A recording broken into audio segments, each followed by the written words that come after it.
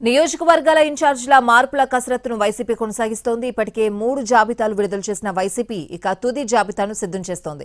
సంక్రాంతి తర్వాత ఈ తుది జాబితాను ప్రకటించే విధంగా కసరత్తు చేస్తోంది. దీంతో సిట్టింగ్ల గుండెల్లో రైళ్లు పరిగెడుతున్నాయి. వైఎస్ఆర్ కాంగ్రెస్ పార్టీ గెలుపు గుర్రాల లెక్కలు తీస్తోంది. వచ్చే ఎన్నికల్లో గెలిచేది ఎవరు, ఓడేది ఎవరు, గెలుపు అవకాశాలు ఎవరికి ఎక్కువగా ఉన్నాయి, ఏ సెగ్మెంట్లో ఎవరిని బరిలో నిలబెడితే ప్రత్యర్థులకు గట్టి పోటీ ఉంటుంది అనే కసరత్తు వేస్తోంది వైసీపీ. ఇప్పటికే 3 జాబితాలు విడుదల చేసింది. మొదటి జాబితాలో 11, రెండో జాబితాలో 27, మూడో లిస్టులో 21 నియోజకవర్గాల్లో మార్పులు చేర్పులు చేసింది. మొత్తంగా చూస్తే 50 అసెంబ్లీ, 9 లోక్సభ సెగ్మెంట్లలో సిట్టింగ్లు, ఇన్ఛార్జీలను మార్పులు చేసింది. ఇక 4వ జాబితాలో మరో 30 నియోజకవర్గాల వరకు మార్పులు ఉండే అవకాశం ఉందని పార్టీ వర్గాల సమాచారం. ప్రధానంగా పలు ఈక్వేషన్లపై పార్టీ హైకమాండ్ తర్జన భర్జనలు పడుతోంది. కొన్ని చోట్ల ఇతర పార్టీల నేతలను తీసుకొచ్చి బరిలో పెట్టాలన్న వ్యూహం కూడా ఉన్నట్లు తెలుస్తోంది. విజయనగరం ఎంపీ అభ్యర్థిగా మజ్జి శ్రీనివాస్ పేరు సీరియస్ గా పరిశీలనలో ఉన్న చివరి నిమిషంలో హోల్డ్లో పెట్టారు. సిట్టింగ్ ఎంపీ బెల్లాన చంద్రశేఖర్ను కొనసాగిస్తారా లేక మజ్జి శ్రీనివాస్నే బరిలో పెడతారా? అదీ కాదంటే మరో ప్రత్యామ్నాయం చూస్తున్నారా అన్నది తేలాల్సి ఉంది. అనకాపల్లి ఎంపీగా విశాఖ డైరీ మాజీ చైర్మన్ ఆడారి తులసిరావు కుమార్తె పేరు వినిపిస్తోంది.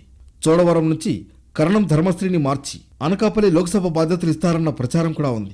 కాకినాడ నుంచి చలమలశెట్టి సునీల్, రాజమండ్రి నుంచి సినీ డైరెక్టర్ వివి వినాయక్ పేర్లు వినిపిస్తున్నాయి.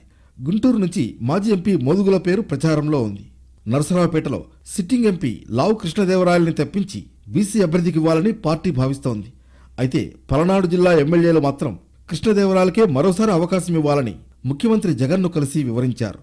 సీఎం ఏ నిర్ణయం తీసుకుంటారో చూడాల్సి ఉంది. నరసరావుపేట ఈక్వేషన్ను బట్టి గుంటూరు ఎంపీ అభ్యర్థిపై కొంత స్పష్టత వస్తోంది.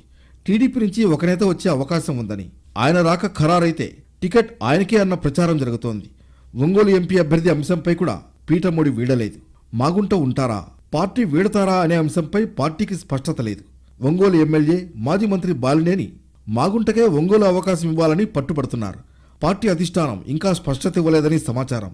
నంద్యాల ఎంపీ అభ్యర్థి విషయంలో కూడా కసరత్తు జరుగుతోంది. ఈ దఫా మైనార్టీకి ఛాన్స్ ఉంటుందని సమాచారం. సినీ నటుడు అలీ, కర్నూలు ఎమ్మెల్యే హఫీజ్ ఖాన్ పేర్లు వినిపిస్తున్నాయి. ఇక అసెంబ్లీ నియోజకవర్గాల విషయానికొస్తే కర్నూలు జిల్లా నందికొట్కూరులో అభ్యర్థిపై మల్లగుల్లాలు పడుతున్నారు. సిట్టింగ్ ఎమ్మెల్యే ఆర్థర్ స్థానంలో ప్రత్యామ్నాయం చూస్తున్నారు. వరుసగా 2 రోజుల పాటు ఆ నియోజకవర్గ నేతలతో చర్చలు జరిపినా అభ్యర్థి విషయంలో స్పష్టతకు రాలేకపోయారు.